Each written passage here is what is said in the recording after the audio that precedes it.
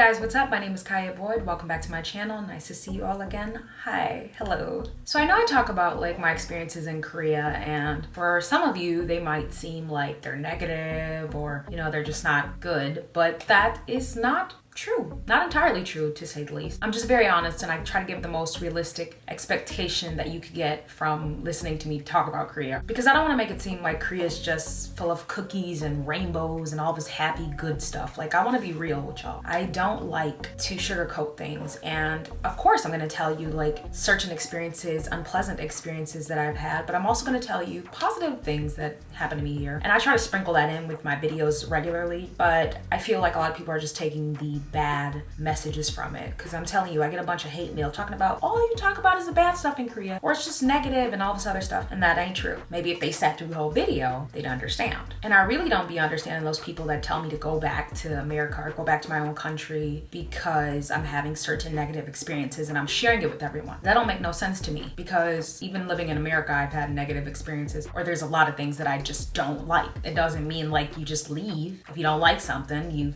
overcome it, or you fight through it, or you find a different method to enjoy your life. So again, I have negative experiences and all that other stuff, but I also have really good experiences living in Korea. I love living in Korea. If I didn't, I would go back home. So y'all don't seem to understand that. If I didn't like living here, I would just go home, but I'm not home. I'm here. So add that up, If it don't add up, subtract it. So I'm kind of just gonna go over some good experiences that I've had while living in Korea and things that I just find to be really pleasant. There's a lot of times where I'm having really bad days. And yeah, I say a lot of times because things don't necessarily go the way I planned them to. Very much of a perfectionist when it comes to me and my work and everything that I want to do. And I plan everything out. It don't matter what it is, I plan it out. I end up meeting surprisingly really, really nice people. I know a lot of people have talked about taxi drivers and how they are kind of creepy and weird and all this other stuff. I do admit that to be true in some cases, but a lot of experiences that I've had, good experiences, have been with taxi drivers where I'll be going somewhere, they'll try to talk to me in English or Korean, but a lot of times they're just like in Korean, oh my gosh, like you speak Korean? And of course, after a while, you would think that would get annoying. But sometimes it's nice to just have someone make conversation with you, because Korea is not the place where people just randomly make conversation with you, whether you're on the street or at a store, anywhere. In America, I'm just so used to talking to people anywhere that I go. If I'm in a store and I'm buying something, I'm just like, oh yeah, like, how are you? How's your day? This kind of thing. That don't happen over here. I used to find that extremely weird, but I feel like the taxi drivers kind of compensate for that. But they'll just be so interested in just like talking to a foreigner, and for some reason that makes my day.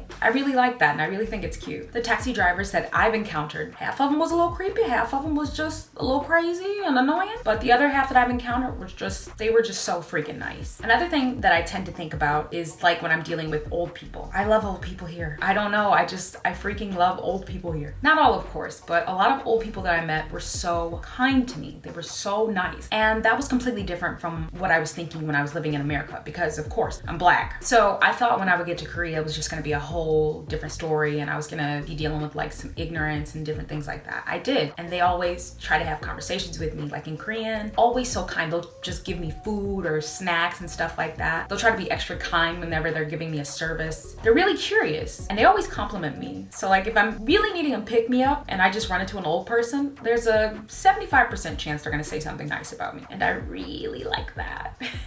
And then let's get into like the staring and stuff like that. Majority of people's videos, when they talk about Korea, they talk about the staring. And a lot of people are just like, that's so uncomfortable, that's so weird. I've said that 1,001 times. But sometimes the stares to me can be so positive, because it could just be like, I don't know, a family staring at me. And then they'll bring their kids over and they'll try to talk to me, even in English, but they'll try to talk to me in Korean and say, my child was curious about you, and I just said like that she's a foreigner, just like a normal person like anyone else, and she just wants to say hi and talk to you and stuff like that. And I think that is so cute. That is adorable. I have no problem with that. I've also had another experience where I was like on a train going wherever I was going. I don't even remember this, but I was like sitting on the subway and there was a guy constantly staring at me, and I just was like, why is he looking at me like so hard? Like, that's making me a little uncomfortable. He was like drawing something. Like, he seemed like he was like an artist. artist, and he's like drawing something. He just keeps staring at me. And as I'm getting off the subway to like go to my destination or whatever, I looked over and I saw like his drawing pad or whatever, and it was me. And it was just like he was just drawing me in that moment. And I thought that that was the sweetest, coolest thing I've ever seen in my life. That was so cool. And it actually really touched me. Out of all these people he could have drawn, he wanted to draw me. And that was just really nice. I still think about that, and I'm just like, wow, like sometimes people staring at me can be really uncomfortable, and I'm just like ready to fight, of course, because you don't want nobody staring at you. But sometimes I've had like when people just stare at me and then they'll apologize and be like, oh, you're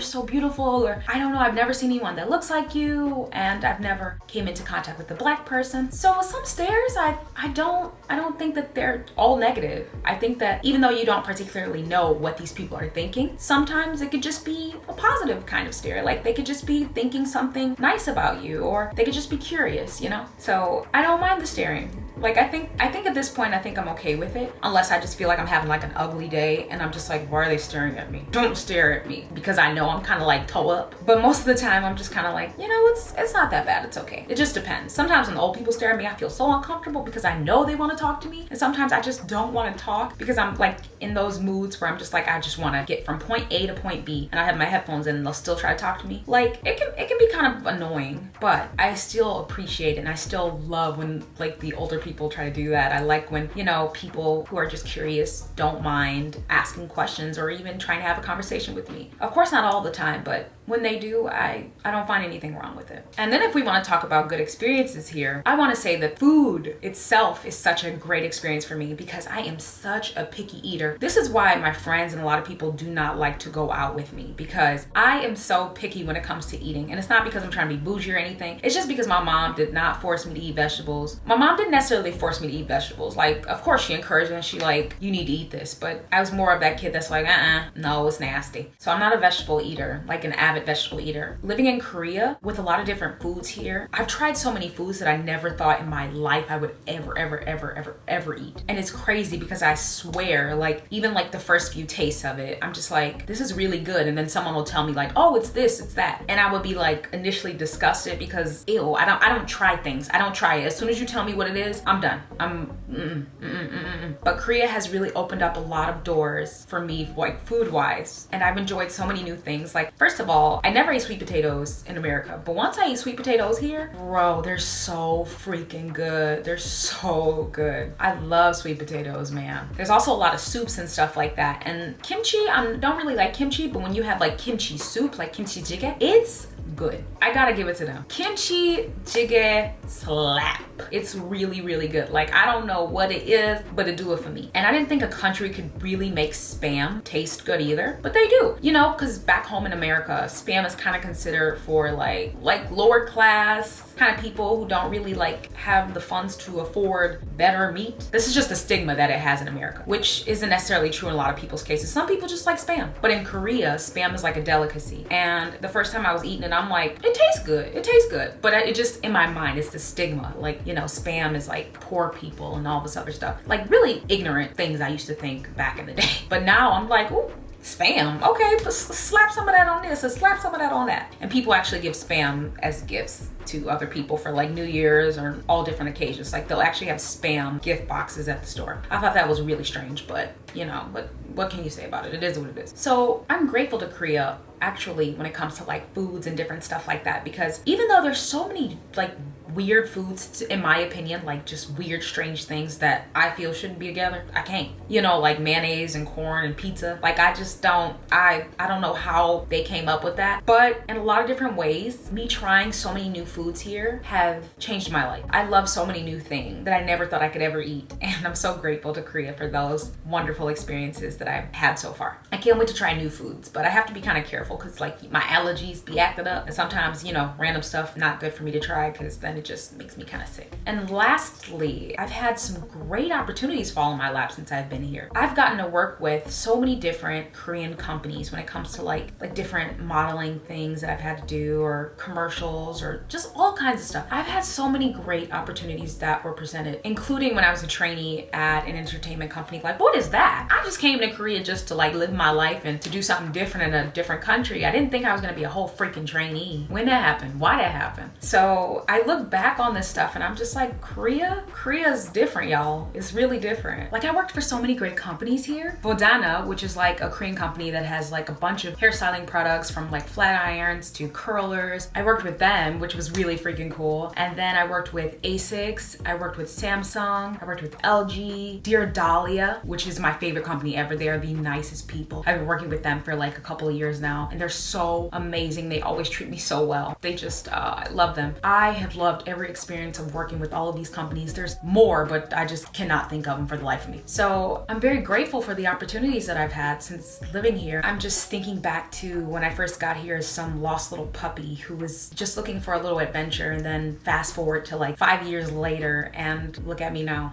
Really a success story that kind of happened out of nowhere. I guess this video is kind of a lesson to like follow your dreams. Do not give up. And I'm not saying be like careless and not thinking about consequences and not having a plan like I did, but I'm just really glad things did work out for me. But that's pretty much it. Like, I could go on and on about my good experiences, but I won't, because I feel like it's something you gotta experience for yourself. So thanks guys for watching this video. Thank you so much. And I hope I gave you guys a little hope about coming to Korea, because I don't want to scare y'all away, but I want to be real and give you both sides of the coin, you know? So if you guys like this video, don't forget to like, comment down below, tell me your thoughts. What do you think of my experiences, my good experiences, my bad experiences, whatever. If you've had any experiences in Korea or anywhere else that you've lived that you're not necessarily familiar with, please comment it down below, because I want to hear from you and I want to read it. I love reading you guys' comments because they kind of add a little extra oomph and a little salt to my day. So thank you so much for commenting. And if you're not subscribed to my channel, don't forget to push the subscribe button right now. Please push that subscribe button if you're not subscribed. That would be really, really nice. And it'll give me a little bit more motivation if y'all watch my videos so I can upload 1,000 more. And don't forget to follow me on Instagram. Instagram is the best way to catch up with me in my life and to see what I'm currently doing, because YouTube ain't always updated for me because I'm not gonna upload a video every day. And don't forget to follow me on Twitter, because I have a Twitter now. Don't forget to like my Facebook page because I have that. And that's pretty much it for this video. So thank you so much for watching, guys. I love you, and I'll see you next time. Bye.